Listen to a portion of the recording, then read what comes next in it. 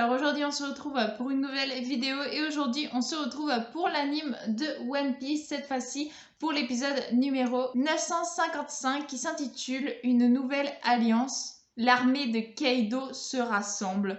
Et donc on retrouve cet épisode là où on l'avait laissé, c'est-à-dire avec Zoro qui s'était retrouvé donc dans cette immensité de katana et de lances donc qui avait été faite et rassemblée par Yukimaru, donc Yukimaru qui était non autre que Onimaru qui avait rassemblé les katanas donc avec Kawamatsu avant qu'il ne se fasse prendre en prison, et donc il avait continué bien sûr tout le temps d'après, le temps donc bien sûr de récupérer tous les sabres de toutes les tombes qu'il y avait à Ringo. Il a continué à faire ça et vu que c'était un renard qui se transformait en humain, il a pu tout disposer comme un humain l'aurait fait. Donc après on avait vu Kawamatsu qui avait dit tout ça à Kinemon pour qu'il puisse savoir que des armes sont là, il n'a plus besoin d'en chercher, il y en aura pour tout un bataillon.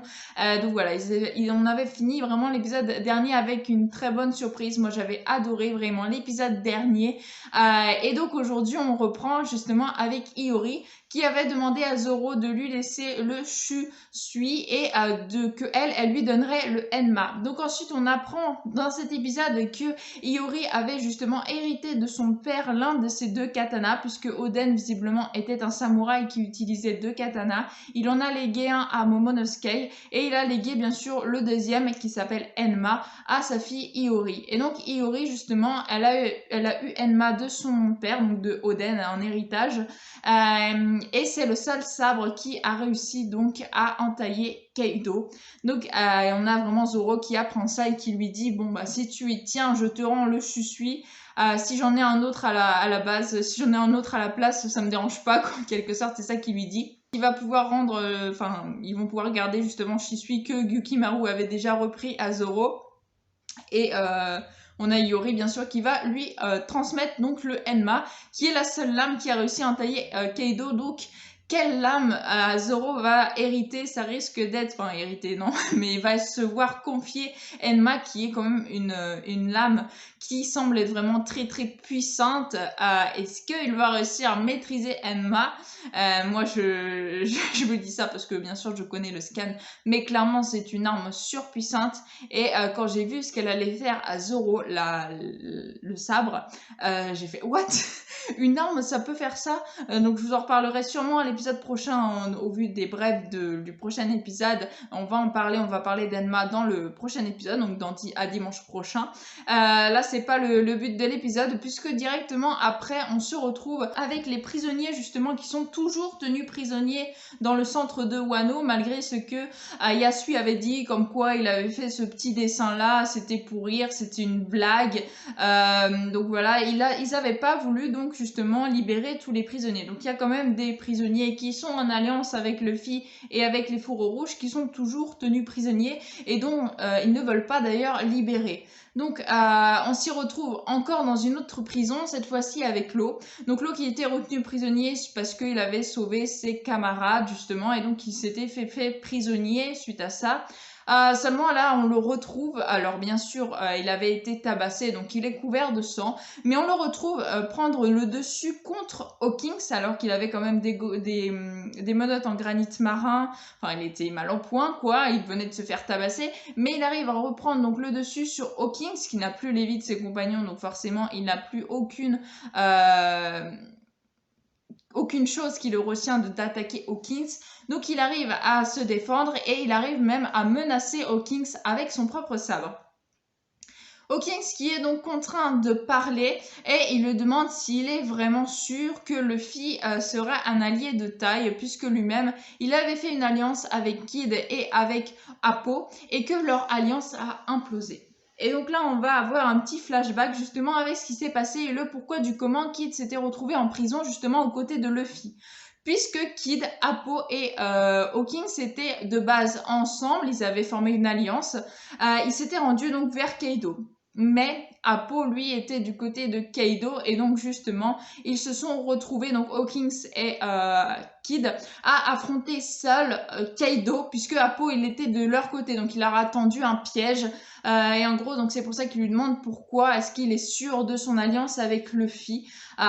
Et que c'est d'ailleurs à ce moment-là que Kid et Killer avaient dû affronter Kaido, et que d'ailleurs Killer avait donc sûrement mangé ce fameux fruit qui lui a fait perdre toutes ses facultés à part celle de rigoler, et que Kid lui avait été donc suite à ça envoyé en prison suite à la trahison de Appo sur leur alliance à donc Appo, Hawkins et pour sauver Kid et Killer, l'équipage de l'eau est devenu les pantins donc de Kaido, et donc c'est comme ça qu'ils ont pu s'enfuir. Mais visiblement Kaido s'est quand même fait prendre puisqu'il s'est retrouvé en prison avec Luffy, et que Killer aussi il s'est fait emprisonner juste après il s'est fait emprisonner après avec Killer. Ils avaient été emmenés, on avait vu, ils avaient même été contraints de tuer, enfin ils avaient été ordonnés de les tuer, j'ai perdu le thème, exécutés, voilà. Il était ordonné que Kid et Killer soient exécutés après, donc ils s'étaient refait prendre une deuxième fois, et ils avaient d'ailleurs été plongés dans la bassine d'eau comme on l'avait vu,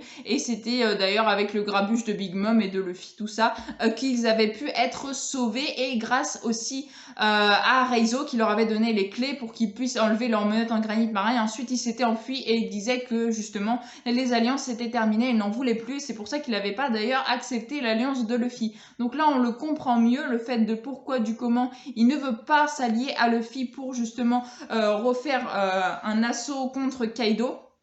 Et qu'il était parti d'ailleurs comme ça avec Killer, et déjà que Killer avait vraiment beaucoup souffert suite que c'était vraiment un personnage très sombre, très fermé, qui s'appelle même Tueur, dans son nom s'appelle Tueur, et puis là qui rigole tout le temps, c'était plus du tout crédible. Donc voilà, ils avaient assez souffert de ça, et je pense que Kid et Killer vont vouloir partir de Wano, qui n'ont pas du tout en tout cas envie de réitérer encore une fois le fait d'essayer de faire tomber Kaido. Et donc Law commence à s'enfuir de la prison, bien sûr, après avoir eu toutes les informations de Hawkins, et là il y croise un personnage. Un personnage, on ne sait pas c'est qui, puisqu'on le voit vraiment en noir, il est vraiment sombre, on voit pas du tout c'est qui, on voit juste qu'il a une espèce de cape, et il s'enfuit comme ça, et le personnage le laisse passer. Il laisse passer l'eau, il laisse s'enfuir. Alors, est-ce que c'est un allié? Est-ce que c'est un ennemi qui ne veut pas se mêler à l'eau, ou je ne sais quoi? On ne voit pas, on ne sait pas c'est qui ce personnage qui laisse donc l'eau s'échapper de la prison là où il était enfermé. Donc il va sûrement pouvoir aller voir, je suppose, soit les Mugiwara, ou soit d'abord d'ailleurs son équipage qu'il avait sauvé en se mettant lui-même en prison. Après, on y retrouve Luffy qui ne cesse donc de s'entraîner avec Hyogoro pour apprendre cette fameuse technique qui pourrait essayer donc de le faire gagner face à son combat contre Kaido. On a également Kinemon qui révèle à tout le monde, grâce bien sûr aux escargophones, les dernières paroles de Yasui, le dernier papier que Nami d'ailleurs avait remis à Kinemon, et donc il va pouvoir avec les escargophones dire à tout le monde que le fameux port qu'il était prétendu qu'il devait se rendre, c'était le port du serpent, donc en japonais je ne sais plus trop comment ça s'appelle, mais en gros c'était le port du serpent, et que grâce aux 2 traits que Yasui avait rajouté et transmis, eh bien il n'était plus les bienvenus au port du serpent, mais plutôt au port du lézard. En rajoutant les 2 petits traits, ça fait les pattes du lézard, et donc bien sûr tous les ports de Wano, ils ont des noms d'animaux, et donc là il en gros, il faisait en sorte que même si ce papier-là qui était connu du coup des autorités d'Orochi et de tout le monde, qui était connu, ils vont tous se concentrer sûrement sur le port justement du serpent pour voir au cas où il y aurait une rébellion.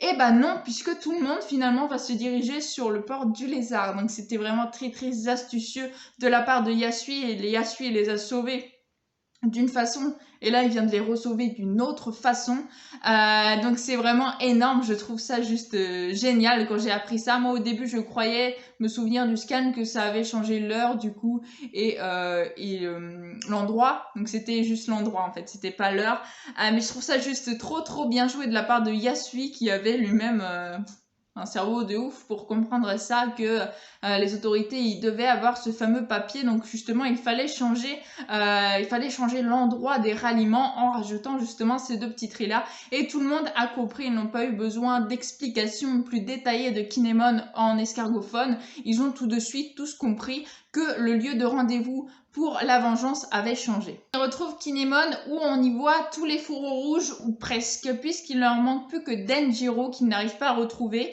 Mais sinon, il y a vraiment tous les fourreaux rouges, sauf Denjiro. Il y a également les Mugiwara, il y a Momonosuke. Alors, j'ai pas fait attention, c'est vrai, mais on y voit Momonosuke, on y voit Zoro. Zoro était avec Iori, mais j'ai pas l'impression que là, pendant cet endroit-là, ou alors j'ai mal regardé, j'avoue que j'aurais dû mieux regarder avant de vous tourner cette vidéo. J'ai pas l'impression qu'on y voit Iori, sinon il y aurait eu justement la rencontre de Momonosuke et Iori. Est-ce que Momo aurait reconnu Iori? Iori aurait sûrement reconnu son petit frère puisqu'il n'a pas changé depuis 20 ans, mais Iori, elle, ayant grandi, je suppose que Momonosuke ne l'aurait pas reconnu. Donc voilà, à voir, mais je crois d'ailleurs que elle avait déjà dit ou elle avait pas déjà dit, je sais plus.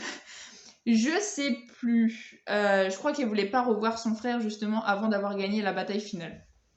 Je sais plus trop, mais je crois que c'est ça. Donc Iori doit pas être à ce moment-là, elle doit pas être justement là avec Momonosuke, tout ça. Je ne pense pas qu'elle était là. Parole de fin, c'est bien sûr dans le titre de l'épisode où on y voit Appo. Appo qui arrive à Wano, et donc il y arrive avec quoi? Avec son équipage bien sûr, mais il n'arrive pas par là où Luffy il est passé avec les carpes justement qu'il avait enchaînées pour pouvoir grimper cette espèce de cascade.